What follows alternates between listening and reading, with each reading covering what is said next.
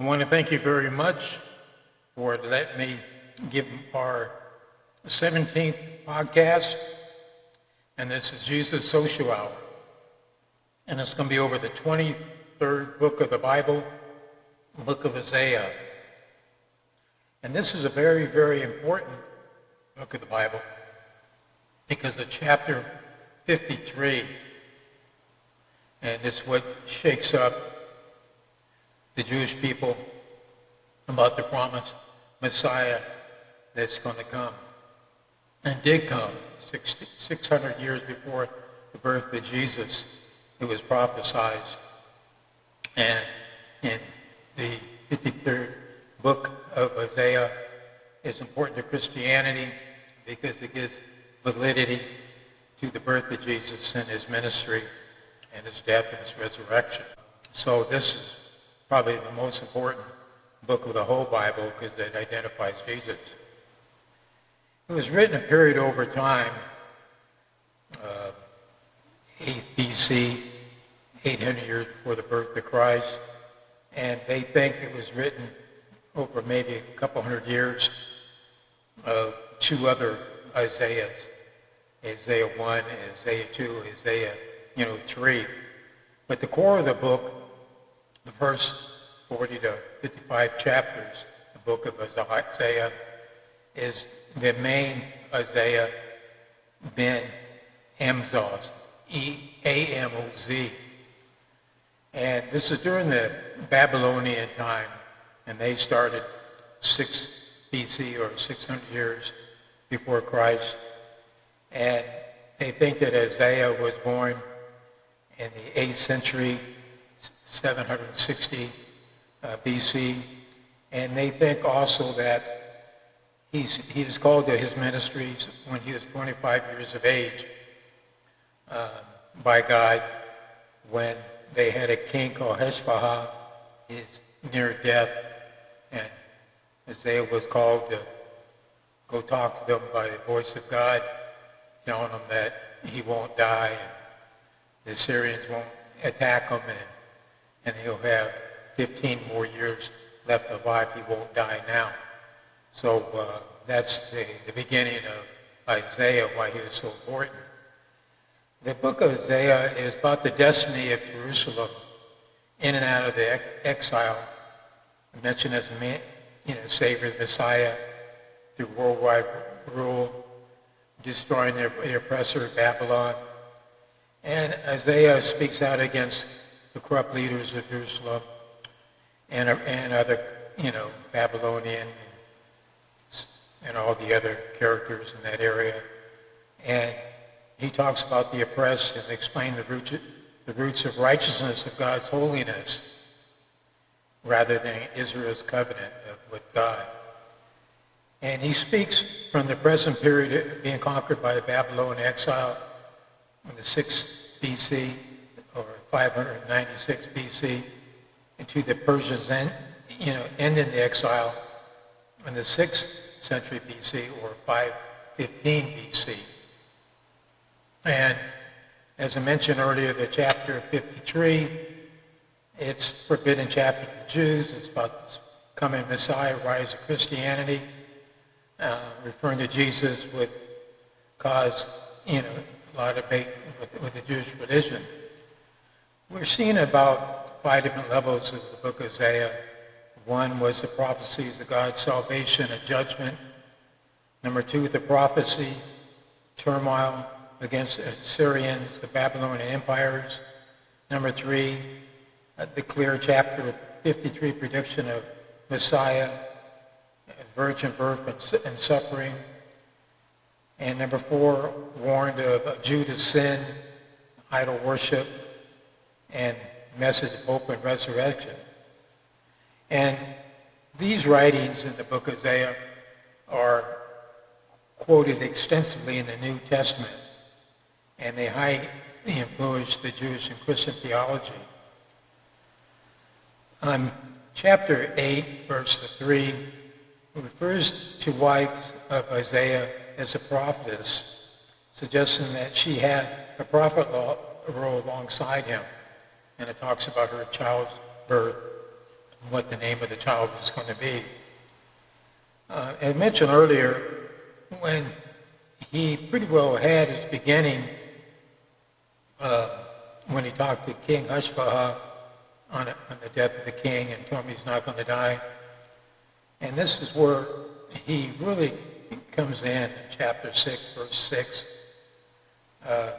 Uzziah was a good man, but at that moment he felt guilty and ashamed because he was in the presence of perfect royalty, an angel. The angel took hot coal from the altar and touched his lips, saying his guilt is gone, his sins are forgiven. So, in this vision he had, a dream that he had, or reality, we don't know. It's one of the Shishpaham, one of the angels that flew to me. And then Isaiah heard the Lord asking, who should I send as a message and to these people? And then Isaiah said, here I am, the Lord sent me. And then from there he became prophet to this corridor of Babylonians and Assyrians and Jewish and Judah. And then he stood in the forefront telling about the prophecies of doom and defeat and resurrection. And in chapter 9, verse 6, the Bible notes in Jesus, child will be born, government on his shoulder, Prince of Peace, upon a throne of David, which is the root of Jesus. Desolation of Babylon, never to be re-inhabited. Neither Arabians pitch their tents, nor shepherd holds his flock. And this is really important, from a reality standpoint, because God destroyed Babylon. And why it's true, because nobody's ever came back in there and rebuilt that city. Rome was destroyed, they rebuilt it. Jerusalem was destroyed, they rebuilt it. Berlin, World War II, was destroyed, and they rebuilt it. So you see throughout history that people go back to these areas and rebuild these cities.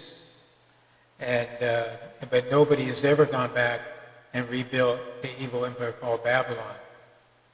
And he told these kings, like King Ashvaha, trust God, don't trust the Babylonians, don't trust Egypt, only trust your God. And naturally, they all go back and trust the Egyptians, and they're not listening to God. John the Baptist, chapter 14, is mentioned. A voice in the wilderness, prepare for the way of the Lord. Glory of God will be revealed. Now this was 600 years before Jesus or John the Baptist. And God gives us his covenant. Fear not that I'm with thee. Be not dismayed, I am thy God. I will strengthen thee, uphold thee in my right hand of righteousness. And there again, we're talking again about Jesus, chapter 53. Wounded to stripes are healed, oppressed, did not open his mouth, lamb to slaughter, taken from imprisonment for judgment, done no violence, nor deceit in his mouth. And this is all describing in Jesus' ministry. And then we see that Cyrus the Great, he ended the exile in 538 BC. And that was the year after he conquered Babylon. Now you got to remember that when they did get exiled from Jerusalem to Babylon, only 25% of the people got enslaved and sent there. And there's a lot of people who stayed around the area. The exile in Babylon lasted 70 years. They think from 609 to 539 BC. And the number 70 coincides with the number of violations, Judah's, violations, and most poignantly, because they do mention vineyards and how to take care of them, is not letting the land rest every, 7 years. Then as we get into another as we talked earlier about King Ahasuerus, he did get 15 more years left to his life. Then he would die, and he was saved for the Syrian invaders. And then we see that a voice of the divine authority delivered a message of God to the Israel. And then Isaiah, saw his death. And so we're seeing again and again and again that God works strongly at this particular time, 600 to 700 BC, into these people, Persian empires and Babylonian empires and Assyrian empires, and these kings and kings and kings of Judah and Israel. And God is telling them, you will live or you will die for what you're doing. And there was another king, Uzziah, and during this time, he decides to go in the synagogue, and this is an Israel king, and that he's going to light the incense. And the priest tell him, you can't light the incense, only the sons of Aaron, and as priests can light the incense inside the synagogue. And the king go ahead and says, I'm going to do it. And then there's a crack in the ceiling, the light comes down, and then the king gets leprosy. Then the rest of his rule, 20, 30 years, he had to rule his son because he had to stay in the dark because he had leprosy, because he disobeyed the rules of God and how you can handle the synagogue. So all of them, God allows them, and we see, as I mentioned earlier on another podcast, they're a Greek type, Roman type king, Julian.